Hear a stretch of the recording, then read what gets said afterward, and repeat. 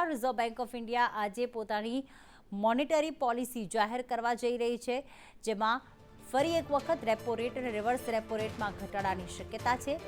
Repo રેટમાં આજે 25 basis પોઈન્ટનો ઘટાડો થવાની શક્યતા માનવામાં આવી રહી છે। જો રેપો રેટ ઘટશે તો તમામ પ્રકારની લોન સસ્તી થશે।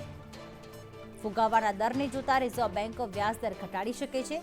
ફેબ્રુઆરીમાં રિઝર્વ બેંકે 25 બેઝિસ પોઈન્ટ ઘટાડ્યા હતા અને ફરી એક વખત રાહત આપી શકે છે। ફેબ્રુઆરીમાં રેપો રેટ ઘટાડીને 6.25% કરાયો હતો।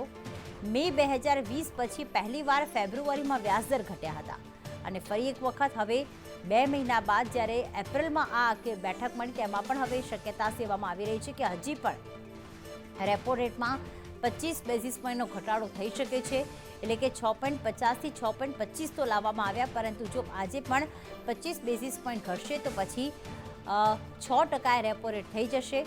રેપો રેટમાં ઘટાડાની શક્યતા આજે પણ સેવામાં આવી રહી છે।